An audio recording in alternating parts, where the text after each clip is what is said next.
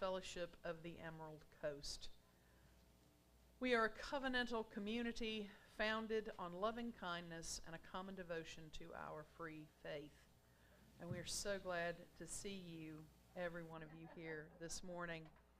I'm the Reverend Ruth Van Lillian. It is my privilege and honor to serve as the part-time contract minister here.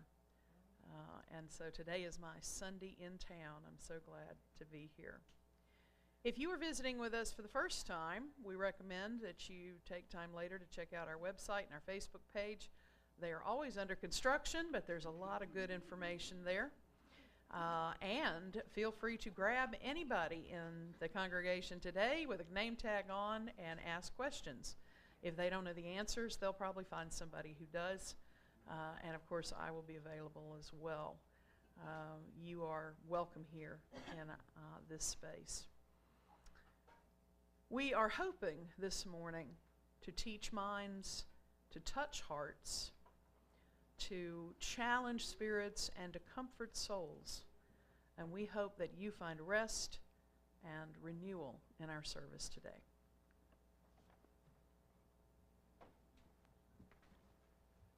Hello, my name is Scott Miller, and I am your service leader for this morning. I'd like to call your attention to several announcements. There is a new sign in and out procedure for anyone that enters the building from Monday through Saturday. There's a sign-in sheet to sign yourself in and sign yourself out, and that way we can make sure we get the building all locked up. Let's see.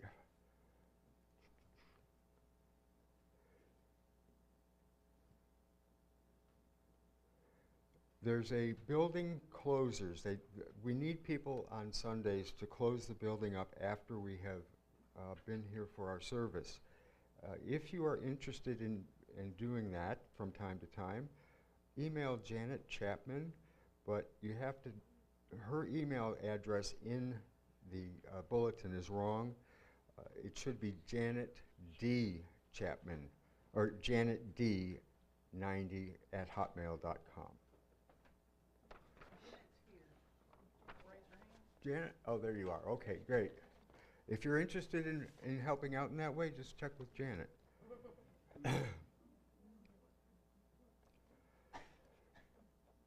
During our second hour today, we only have one group this morning, and that will be let's see. Oh, that's Porch Swing here in the sanctuary, and I guess I'm leading it, so, okay. All right. Are there any other announcements that I haven't remembered? Okay, well, thank you.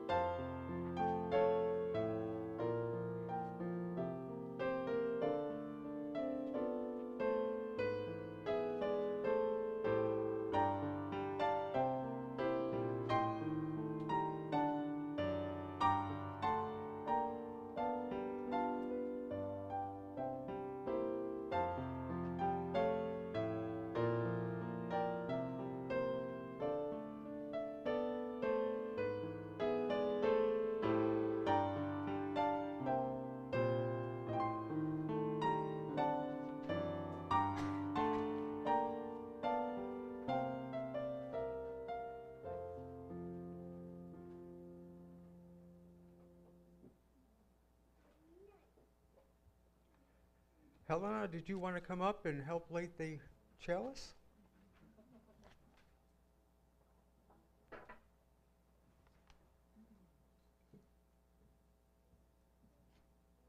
Well, I guess we're going to do it the old-fashioned way.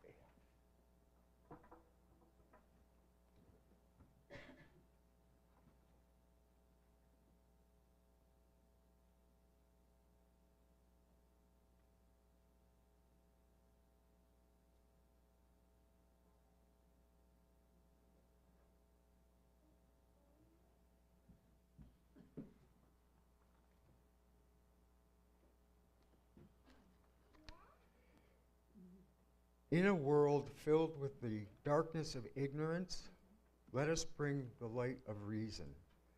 In a world filled with darkness and despair, may we share in the light of hope.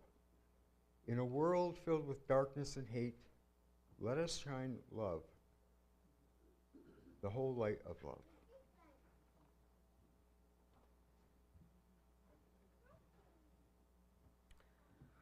Our call to worship is a responsive reading. It's in the back of the gray hymnal, or I think it will be up here behind me.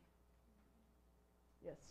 So either way, 621 in the back of the hymnal. Why not a star? I will read the bold print, and if you would read the italicized print, that'll work. They told me that when Jesus was born, a star appeared in the heavens above the place where the young child lay. When I was very young, I had no trouble believing in wondrous things. I believed in the star. It was a wonderful miracle, part of a long ago story foretelling an uncommon life.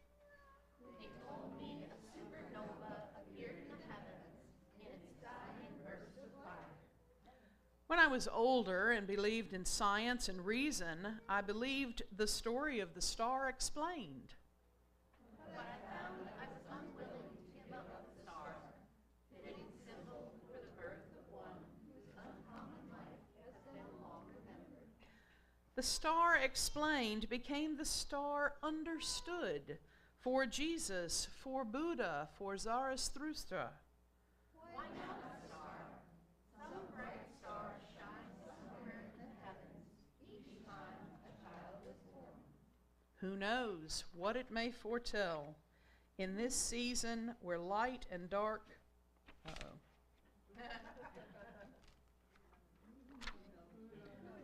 knows what uncommon life may yet again unfold if we but give it A chance. Our opening hymn is 388. Number 388. Now, this is, for many of you, this will be somewhat familiar. It is a prayer for peace. Give us peace.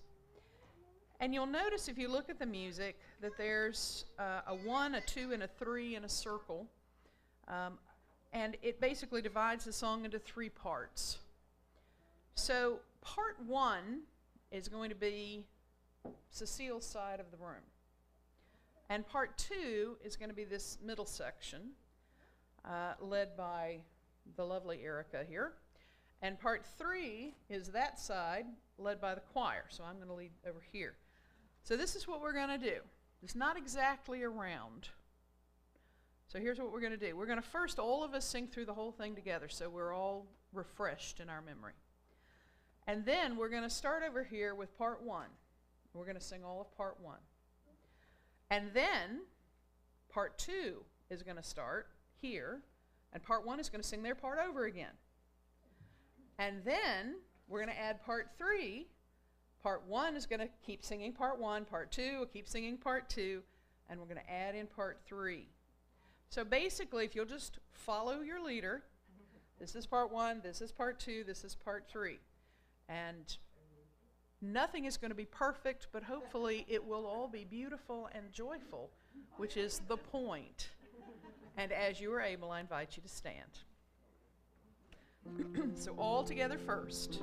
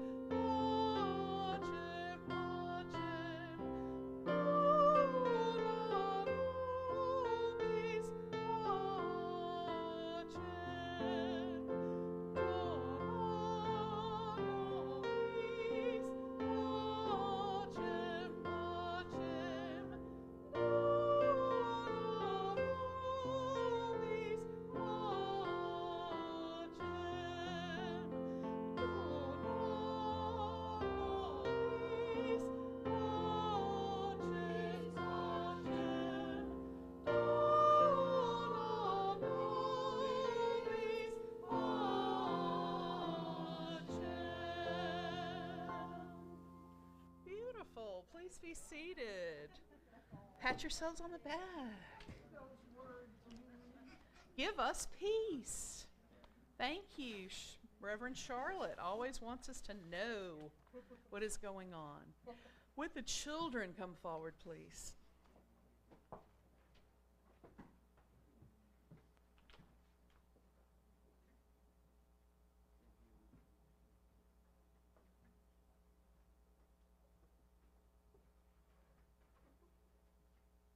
What?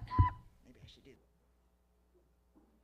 Before we start, I want to remind you this is a time for all ages, right?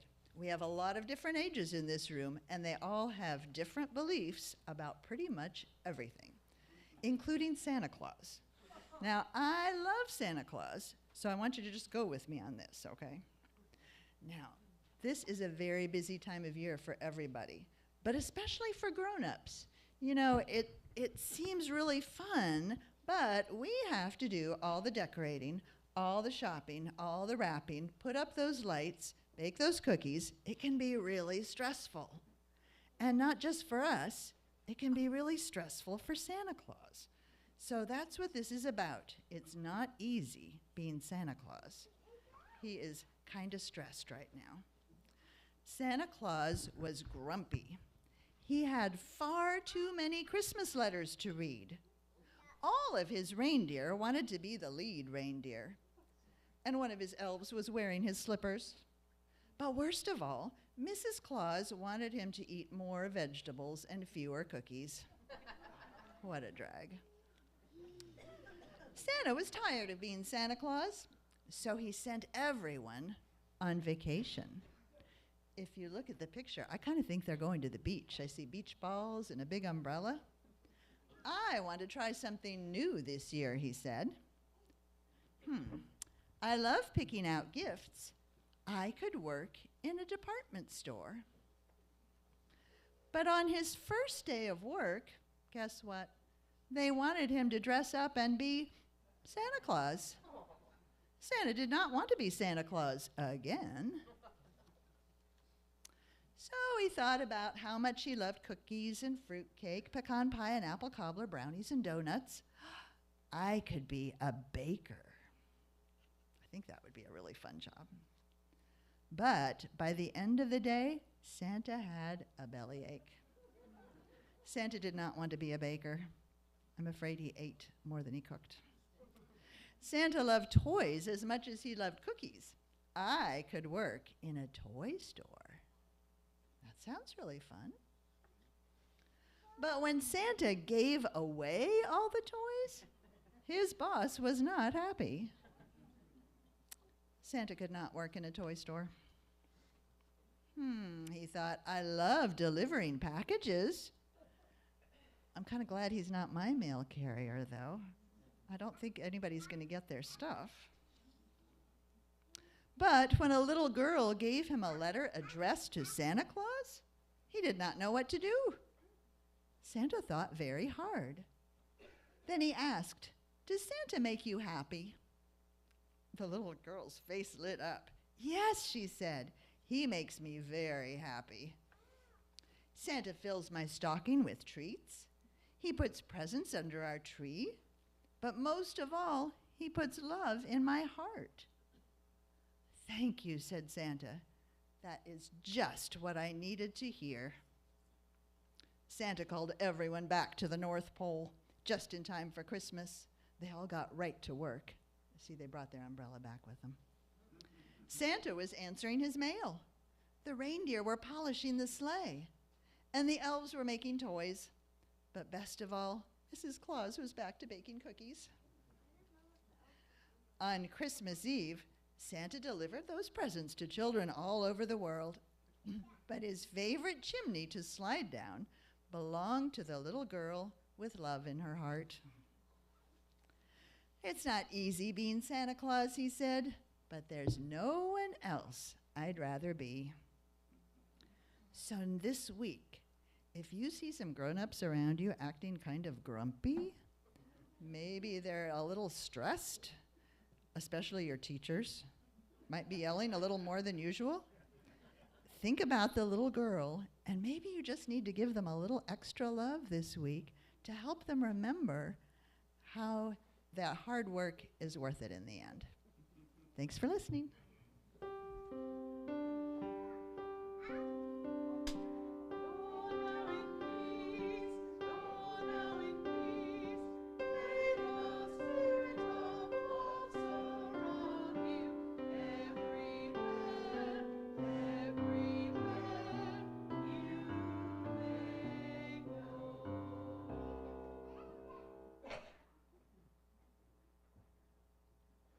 This is the time in our service that's pretty sacred for us, being with each other and sharing with each other. I would like to invite anyone who has a joy or a concern to share to come up and pick a pebble out of the bowl and put it in the other bowl. Yes, that's a bowl. And feel free to come up now.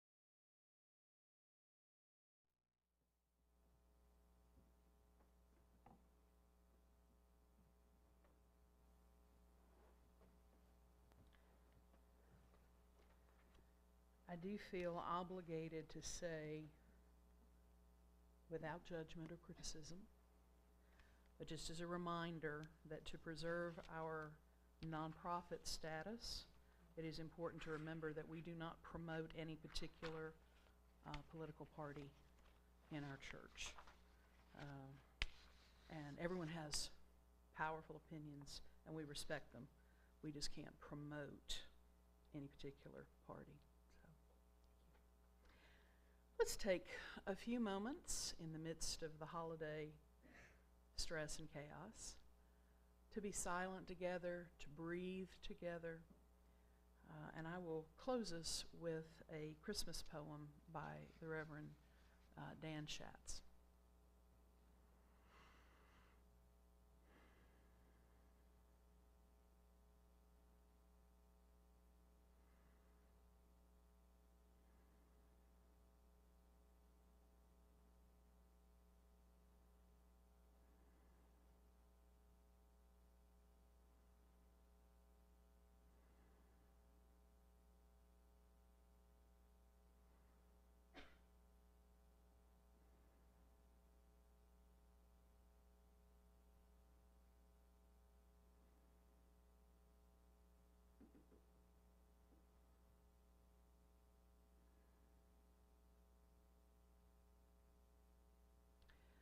Angels sang of peace.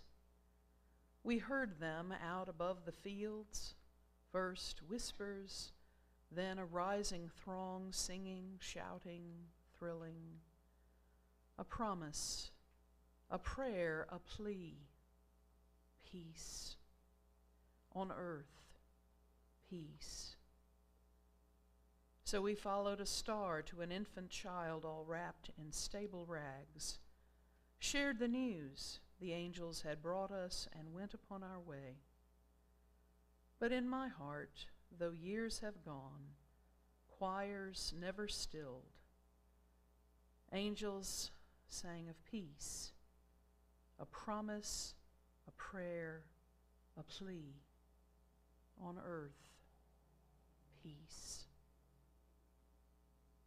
Amen. Shalom. Blessed be.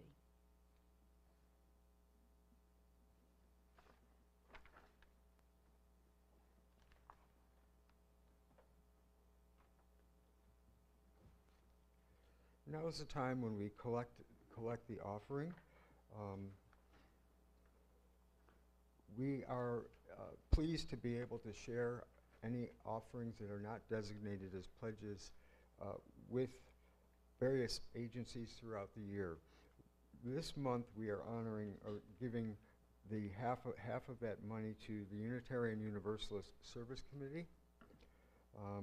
And they are a non-for-profit, non-sectarian organization that advances human rights together with international community of grassroots partners.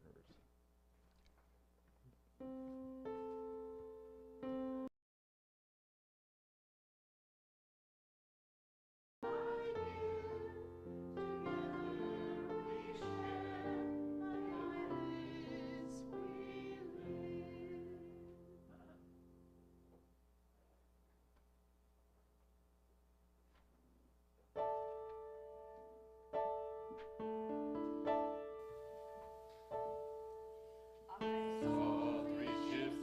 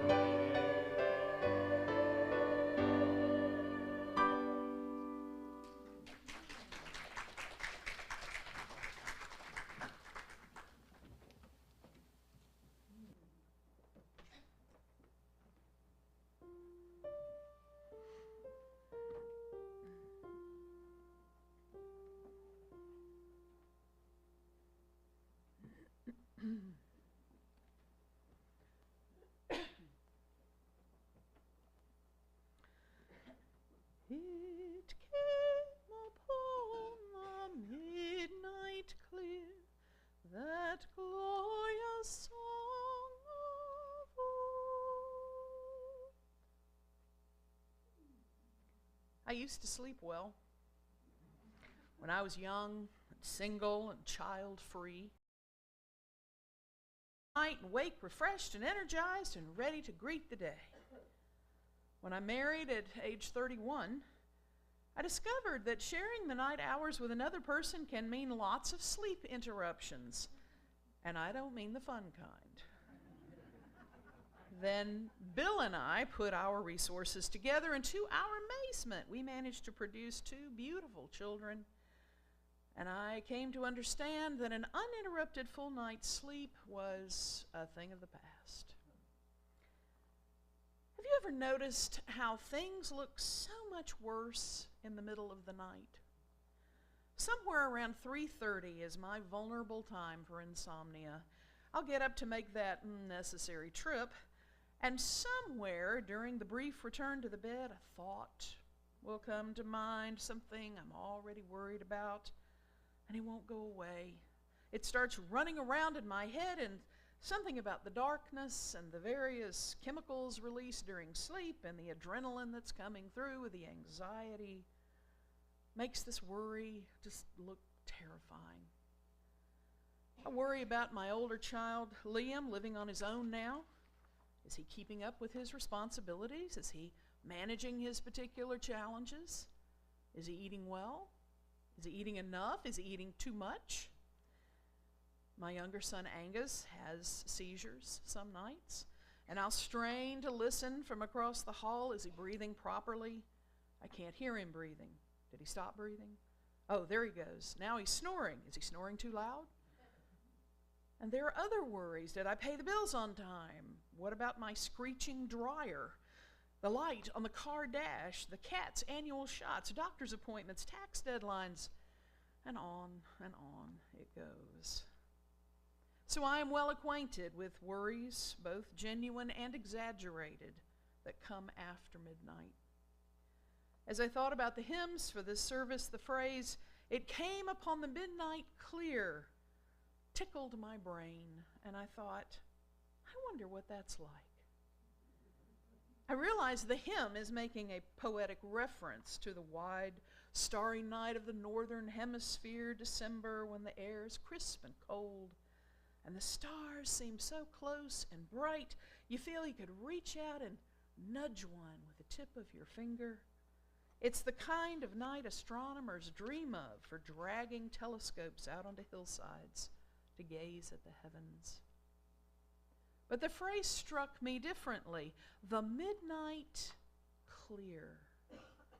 What would it be like to wake up in the wee hours feeling clear of anxiety? Or having a clear, focused mind? Or having solved a conundrum while asleep and waking with a cry of aha? Oh, that would be nice. The holiday season may serve to act as a lens to focus our attention on problems and anxieties that we keep shelved most of the year. Thoughts and memories come to mind, some sweet and poignant, others painful, even enraging. At the holidays, we are often forced into close quarters with people whom we love much more enthusiastically from a distance. So, not surprisingly, people seem to have fewer midnights clear at this time of year, and the phone lines at the crisis centers light up with increased frequency. I'm guessing that some of you may have arrived here today with some fog in your minds, some anxiety in your hearts, some worries on your souls. And you are in some way seeking the midnight clear. You are seeking some distraction for sure in the laughter and the songs and the edible goodies to follow. But beneath that, aren't we all seeking some clarity and hoping to let go of some of our burdens? I am reminded of advice I received from a mentor many years ago, a Buddhist Methodist minister. He used to tell me to get clear about whatever it was I was worrying about. He meant to get clear about my priorities, about my limitations, about what really matters in any situation. He always urged clarity as the primary step toward resolution of a problem and the attainment of greater wisdom. Clarity often comes to us in unexpected times and places. Many years ago, a friend of mine found clarity and useful perspective on a rural Alabama road on Christmas Day. Ben was driving home from Christmas dinner at his parents' house when a tire blew. He pulled over to survey the situation. It was a typical winter day, cold, wet, and windy, and Ben had forgotten his coat and gloves. Dressed in his holiday sweater, he pulled out the spare tire, the jack, and the tire iron, his bare hands stiffening painfully in the cold. Ben looked up and saw a man walking along the shoulder toward him. He greeted the stranger, who offered to help. Noticing the man's gloves, my friend eagerly accepted his assistance. Working together, the two young men soon accomplished their task. Then, as Ben pulled the jack out from under the car, he was startled to find the stranger standing over him, gripping the tire iron. "Give me your wallet," the man growled. Ben stood up slowly, holding out both hands in a vulnerable pose. He examined the stranger, observing his shabby clothes and his torn-up shoes, and said calmly, "I was going to offer you something for your help." The stranger narrowed his eyes and raised his voice. "Yeah, well, you can give me all you've got. Your wallet." My friend nodded thoughtfully and reached into his back pocket. He took the bills from his wallet and held them out. "This is all the money my family gave me for Christmas." With no hint of sarcasm, he continued, "I am happy to give it to you for your kindness in helping me." The man lowered his weapon and reached slowly for the cash, eyeing my friend warily. He stuffed the money into his pocket and dropped the tire iron to the ground. Turning abruptly, he took a few steps away, but froze as Ben called to him, "Hey man, hold on." The stranger peered suspiciously over his shoulder. "I've got something else I want to give you." Ben walked around to the back of his car, opened the trunk again. The stranger watched uncertainly, poised to run as the chilly drizzle fell on both of them. Ben rummaged for a few moments and then pulled out a box. "My parents gave me these today, but it looks like you could use them. Can you wear a size 10.5? He held the shoebox out to the stranger, who was now staring at him in amazement. They eyed each other in silence. Finally, the man took a careful couple of steps and gingerly reached out to take the box. He lifted the lid and gazed at the brand new shiny white athletic shoes and sighed with deep weariness. "Thanks," he muttered with a quavering voice. Then he walked away quickly in the cold wind and did not look back. As Ben watched, rubbing his frozen hands together, he threw the gear into the trunk and headed home. When Ben told me that story, I asked him what he thought about it all. "Well, I guess I could say that the man did me wrong, threatening me and stealing my Christmas money. I usually only have a few bucks in my wallet, so he caught me on a real good day. I could feel mad about that, but I don't. He helped me when I really needed help. It's hard to change a tire in cold rain with bare hands. He had gloves. He could have taken my wallet without helping me at all, but he helped me first, and gave me what I really needed. I would have offered him money for his help, but he was afraid that I wouldn't, so he threatened me. I had a pair of old but still good shoes on my feet, and his were close to falling apart. I couldn't just let him leave when I had a brand new pair in the car. So we both came out ahead, and wherever he was headed was likely not as nice as my little apartment. I have a lot to be thankful for, and that was a good Christmas.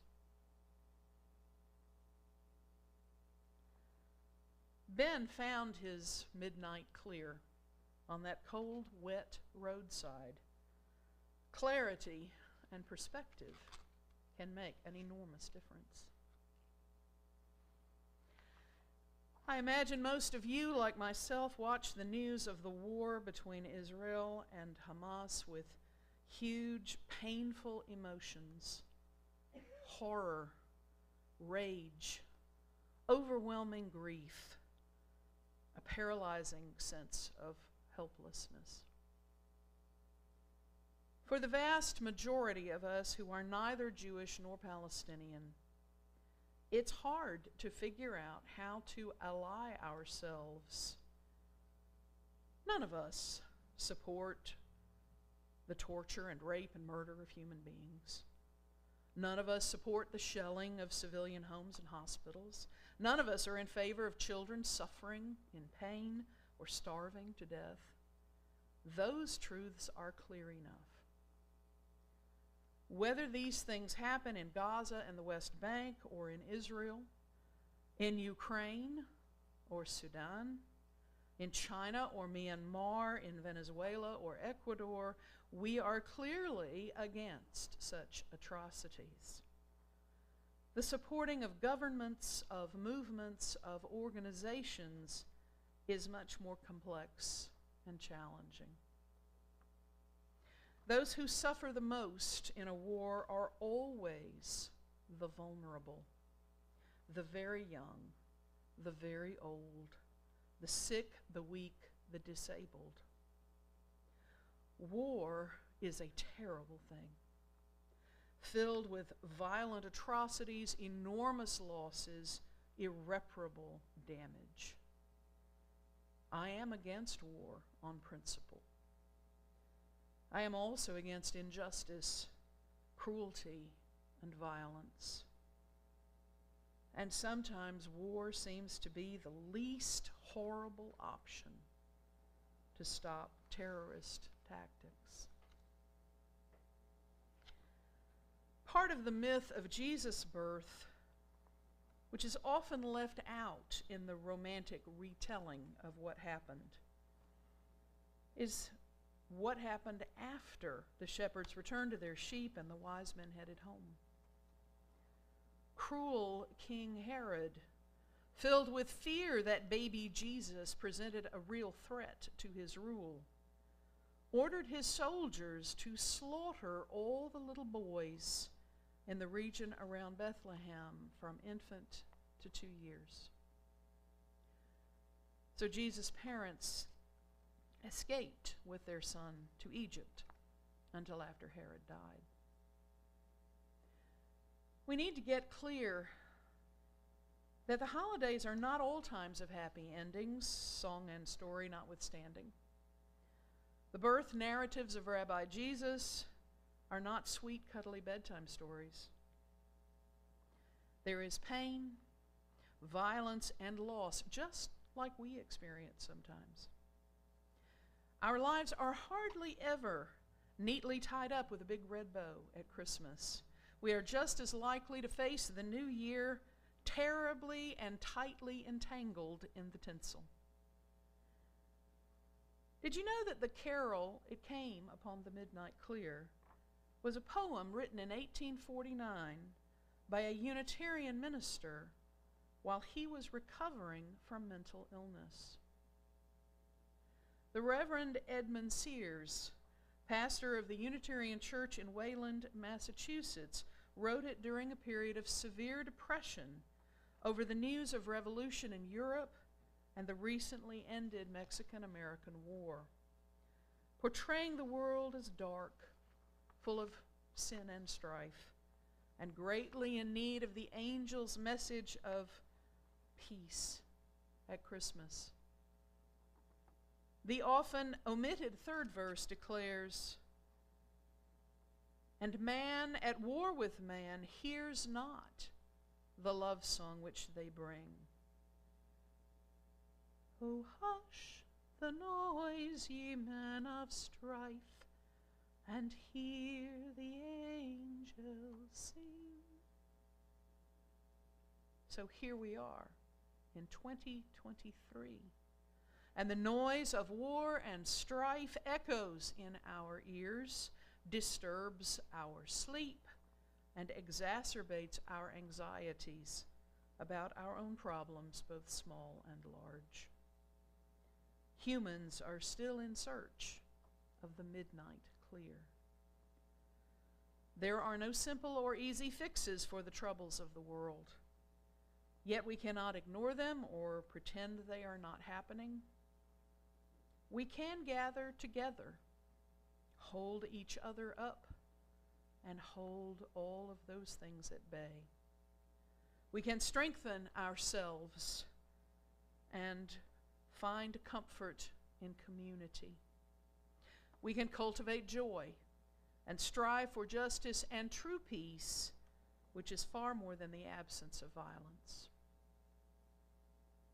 While protecting ourselves from real dangers, we can offer love and kindness in response to fear and pain. Amidst the confusion and chaos of human life, of our lives, we can find enough clarity and perspective to keep moving forward. In the often omitted fourth verse of his poem, Reverend Sears offers some hope for the season and for those who are struggling. "And ye beneath life's crushing load, whose forms are bending low, who toil along the climbing way with painful steps and slow, look now, for glad and golden hours come swiftly on the wing. Oh, rest beside the weary road, and hear the angels sing." Amen. Shalom. Blessed be. Would you take your gray hymnals or look behind me on the screen? Our hymn is 244, "It Came Upon the Midnight Clear." Let's sing all the verses. As you are able, I invite you to stand.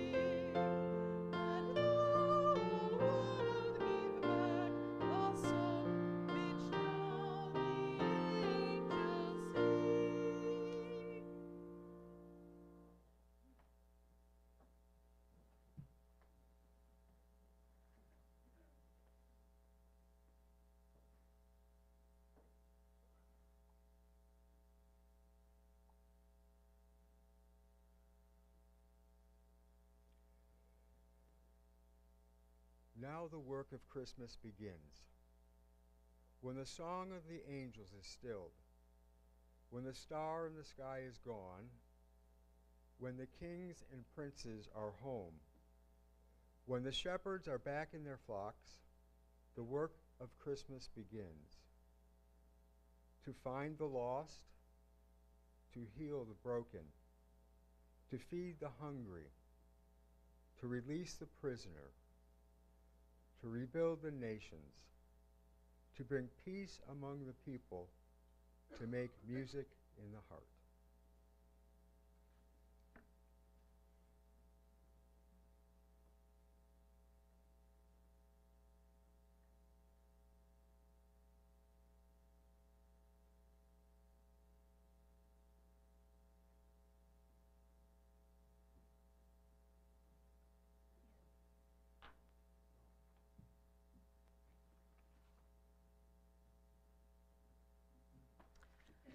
Friends, the holiday can be hard, and the holiday can be filled with joy. And I hope you have more of the latter and very little of the former. Following the postlude, let us go in peace. Amen. Shalom. Blessed be.